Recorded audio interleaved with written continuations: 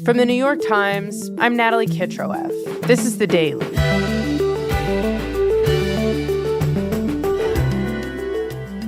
These aren't people that work. These aren't people that say, let's go, come on, let's make this place great. These are people that do nothing but complain. During a cabinet meeting on Tuesday, President Trump delivered perhaps the most blatantly xenophobic public remarks of his political career. And we're going to go the wrong way if we keep taking in garbage into our country. Attacking Somali Americans in Minnesota and calling them garbage. You know, they came from paradise and they said, this isn't paradise. But when they come from hell and they complain and do nothing but bitch, we don't want them in our country. Let them go back to where they came from and fix it. Today, my colleague Ernesto Londoño on the story of how Somalis became the president's latest target in his ongoing effort to reshape America's relationship to its immigrant communities. It's Thursday, December 4th. Ernesto, the president's comments about Somali immigrants this week were, I think for a lot of us, truly shocking, even for a president who's known for making extreme comments about immigrants. He called an entire group of people garbage in a nationally televised cabinet meeting. You're in Minnesota as a national correspondent, so tell us, how were these comments received there?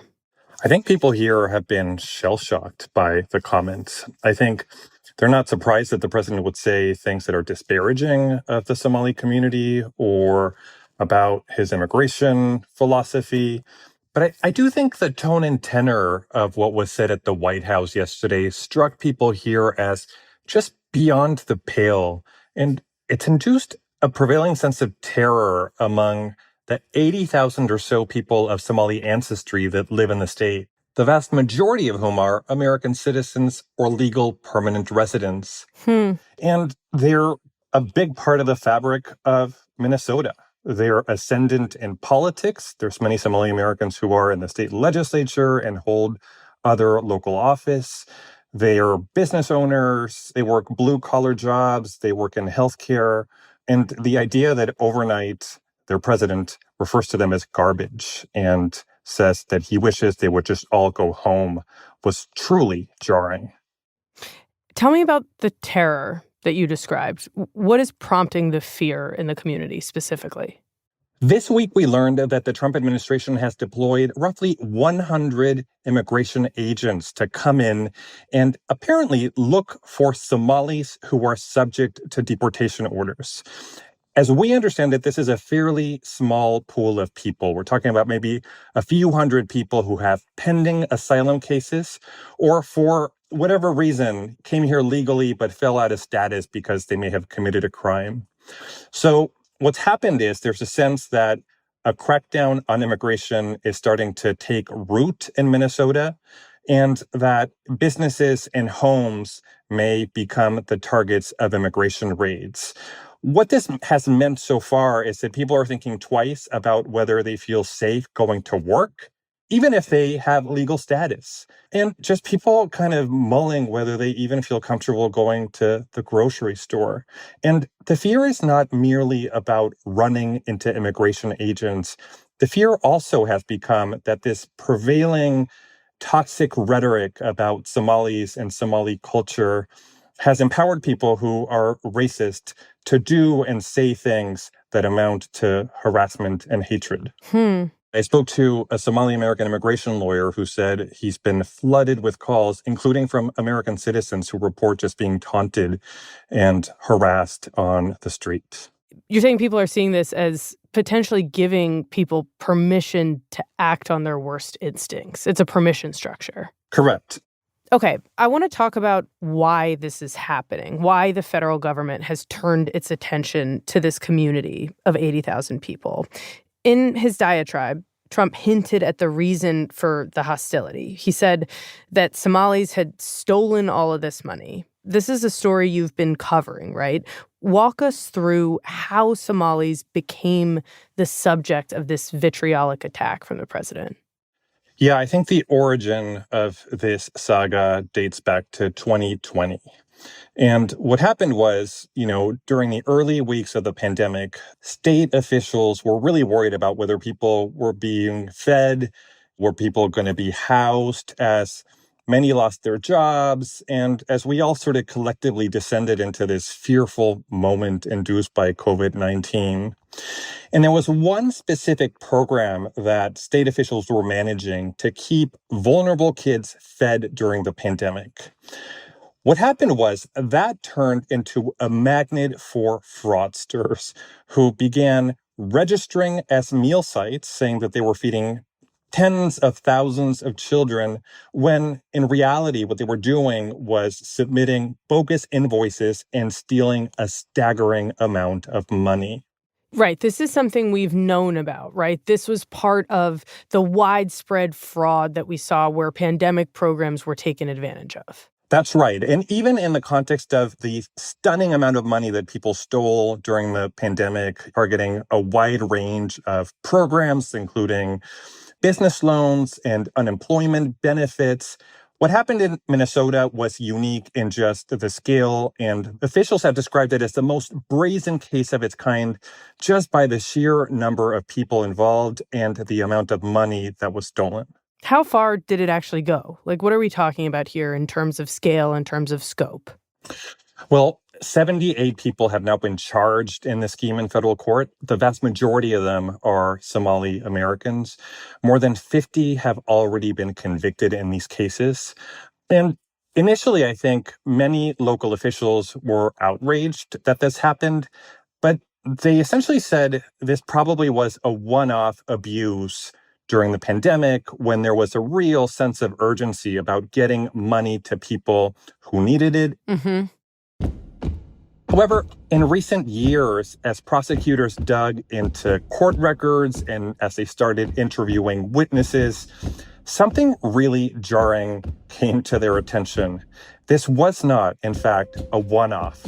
What they found was that networks of people had found loopholes in other programs that weren't COVID pandemic era programs, but just run-of-the-mill safety net programs designed to help people at risk of homelessness, kids with autism, and that they were charging a staggering amount of money for services that weren't rendered.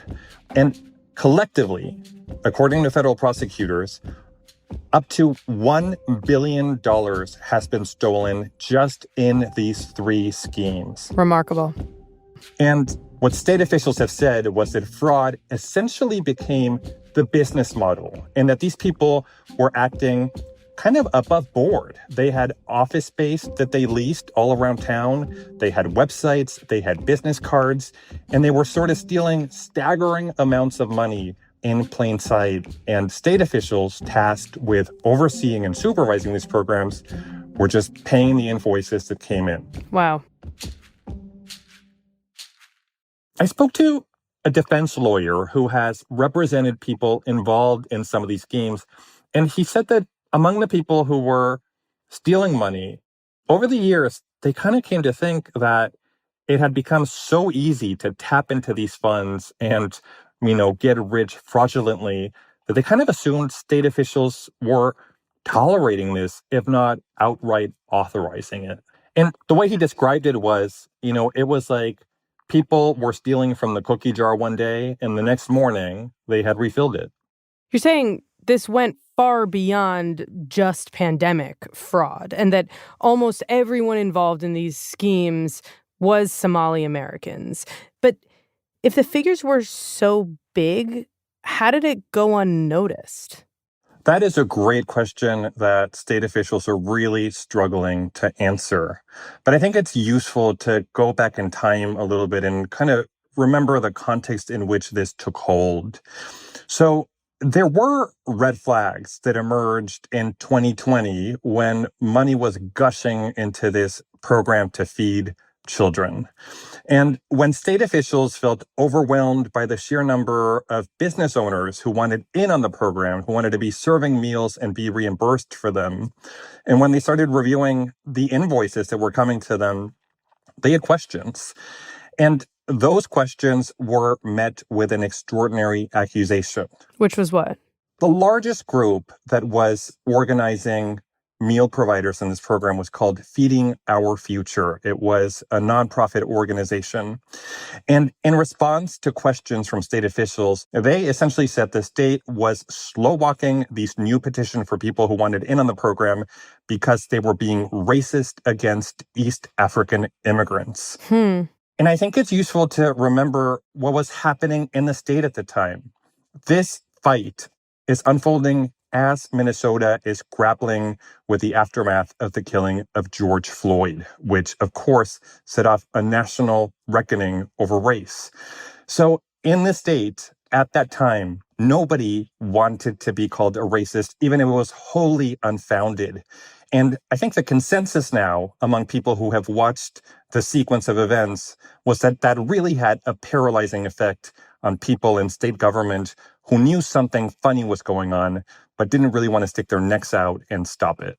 Right. This was happening in a very particular place at a very particular time when tensions over race are extremely high. Correct. But I think there's another layer to this, and that is that Somali Americans have become politically quite powerful in the state. And I think Democratic lawmakers have seen them as a really vital constituency. And there were instances in which the people who were responsible for some of these fraud schemes came to state lawmakers and asked for help, asked for intervention, or became important donors to their campaigns.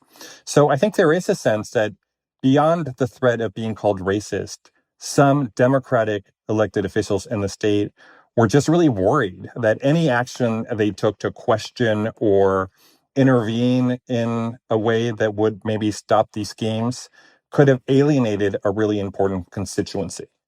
Got it. So there was a perceived political risk there. Eventually, though, prosecutors do start to go after this, right? So as the details of this years-long billion-dollar scandal start to spill out into the open, do Minnesotans start to reckon with how this threat of accusing people of racism was used as a tool to allow this fraud to go on? Well, that certainly caused a huge amount of outrage in the state, but I don't think anything necessarily changed in the immediate aftermath. It was actually later, it was this year, this summer, when there was a change of guard at the local U.S. Attorney's Office in Minnesota. And what happened was the prosecutor who had been leading these fraud cases, Joe Thompson, became the acting U.S. attorney.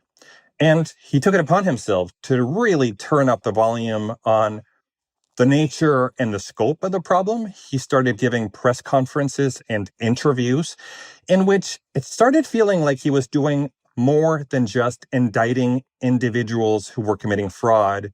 He started speaking in a way that felt like he was indicting the whole system that had allowed this to metastasize. And his argument was, we can't indict our way out of this problem. There's just too many people who are stealing. There's too many programs that are now vulnerable. And unless and until people in the state truly start wrestling with what has taken root and start implementing stronger safeguards, the state is going to lose its ability to provide services to people who actually need them. And in my interview with him, he, for the first time, addressed the racial dimension of this and said that from his vantage point, weaponizing allegations of racism in Minnesota during the period when this happened played a big role in inhibiting a more forceful response from the kind of people who could have stopped this on the front end. So it is, at this point, a place that's doing some soul searching about what happens when, it's so lax in the enforcement of its own rules and regulations around these liberal policies that those policies start to get taken advantage of and potentially end up turning people against them. Correct.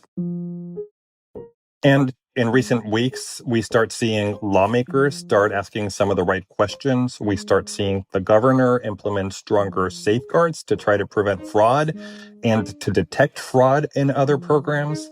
So I think we're seeing kind of the early phases of a constructive reckoning that people here were hoping would lead to less fraud. However, once this issue crosses the radar of the White House, once it's something that captures President Trump's imagination, that reckoning starts to take a very different shape.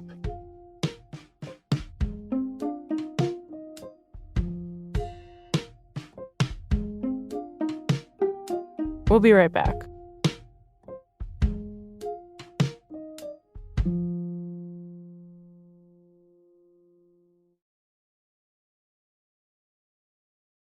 Ernesto, you just told us that things on the ground in Minnesota have taken a very different turn since Trump started to focus on this. And I want to understand that. But first, can we just get to the question of why Trump decided to seize on this right now?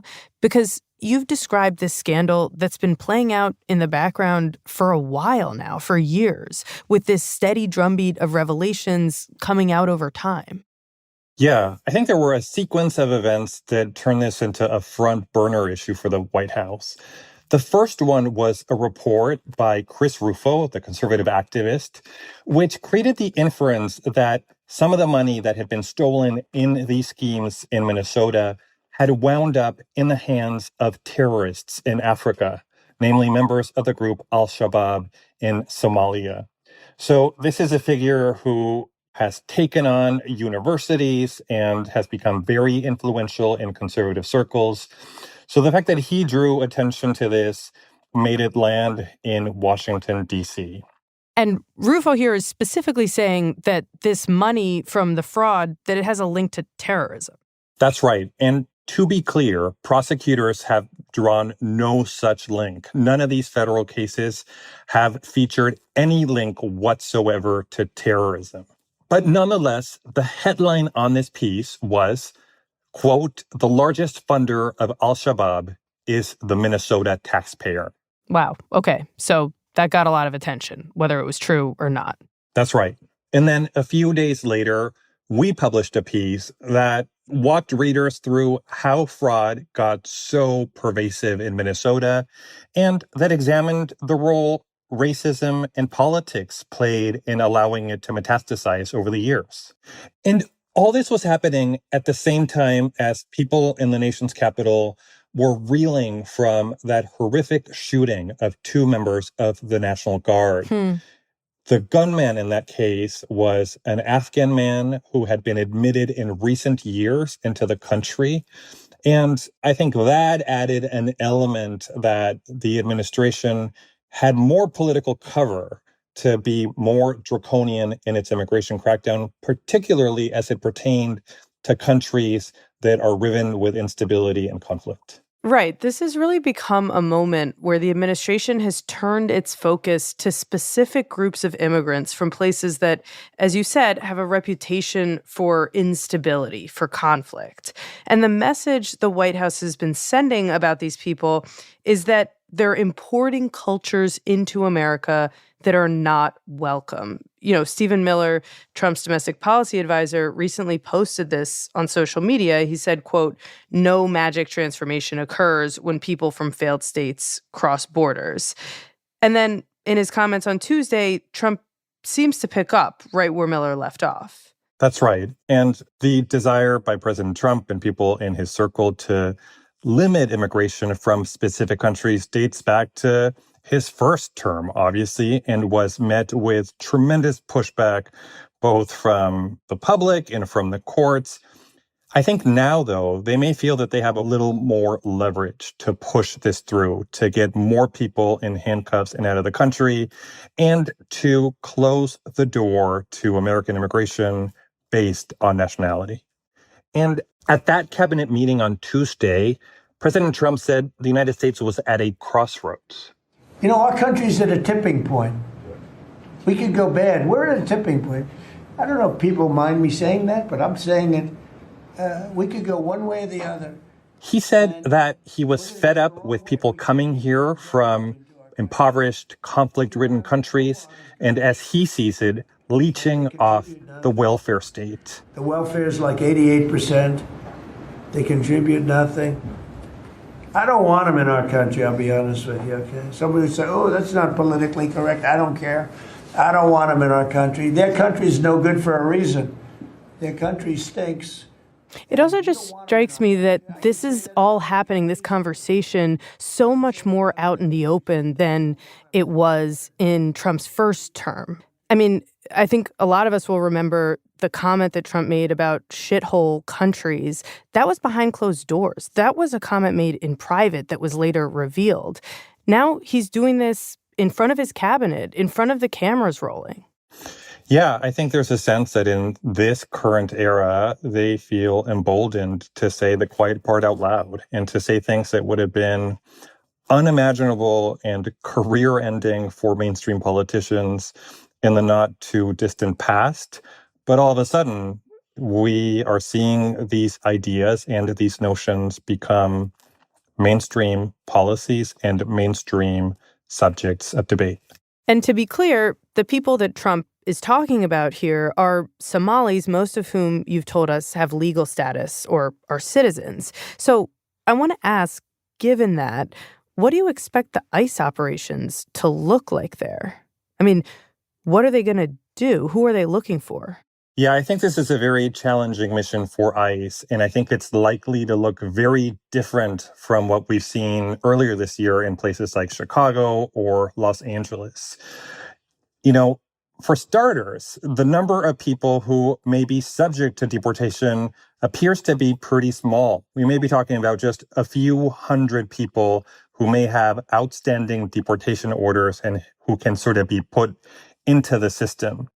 And there's kind of a more mundane challenge, and that is that this week has been bone-chilling in Minnesota, and people are spending as little time as possible on the streets.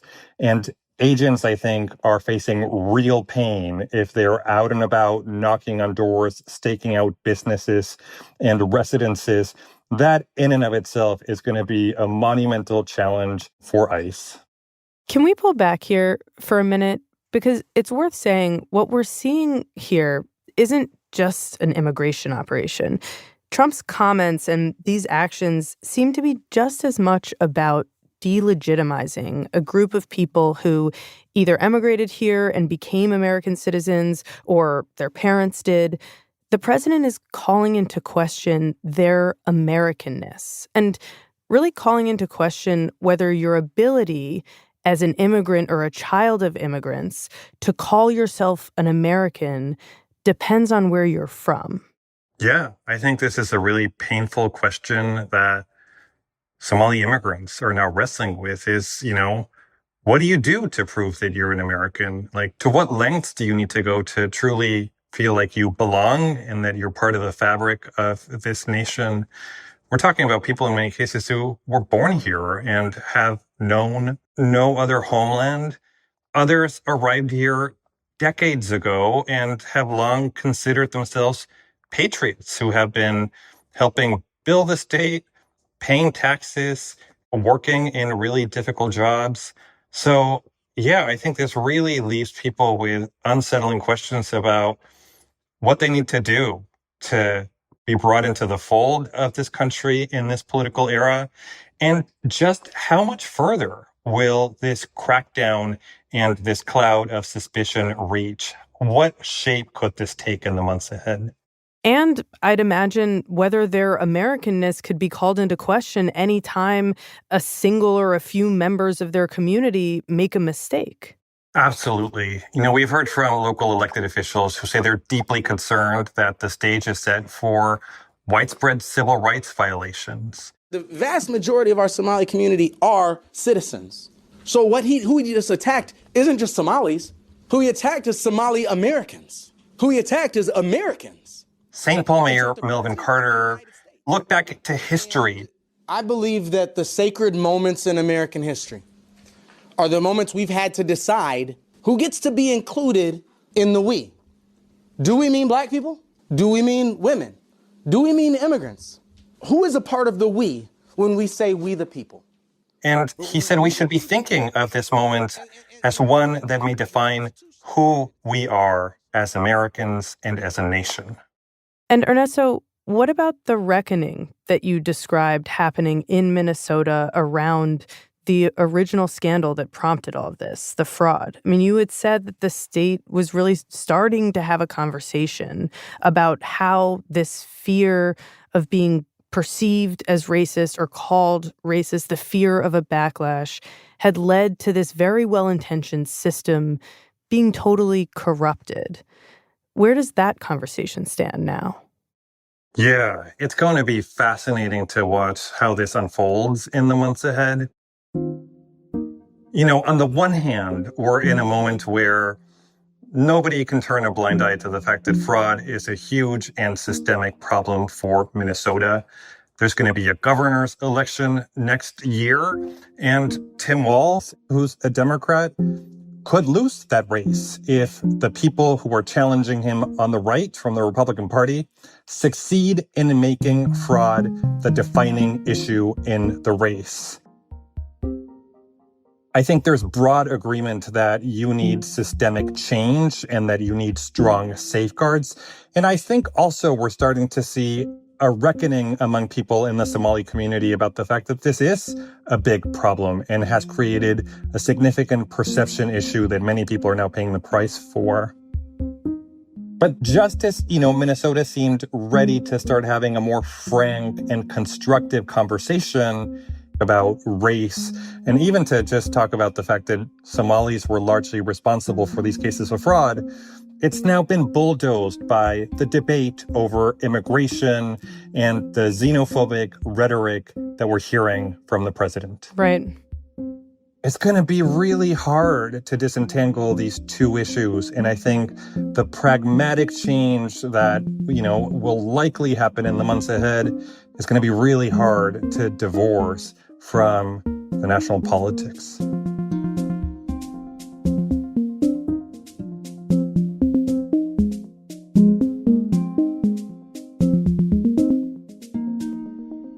Well, Ernesto, thanks so much. Natalie, it's been a pleasure.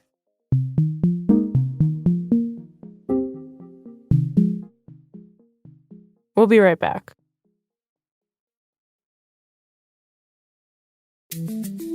Here's what else you need to know today.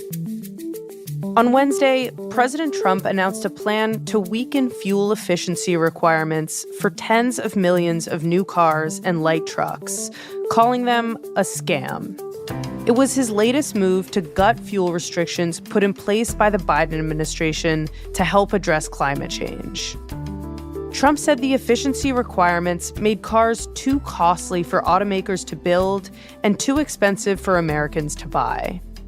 The administration claimed the new rules would shave $1,000 off the cost of a new car. And in a report that's scheduled to be released on Thursday, the Pentagon's acting inspector general said that Defense Secretary Pete Hegseth risked endangering American troops earlier this year when he used a private messaging app to discuss military plans. The Pentagon's internal inquiry centered on Hegseth's role in a group chat on Signal, the encrypted messaging app, where he discussed imminent strikes in Yemen with other senior Trump officials. The chat became public because a journalist was added to the group by mistake. Today's episode was produced by Diana Nguyen, Nina Feldman, and Stella Tan. It was edited by MJ Davis-Lynn and Michael Benoit. Contains music by Elishaba Etup and Marian Lozano, and was engineered by Alyssa Moxley.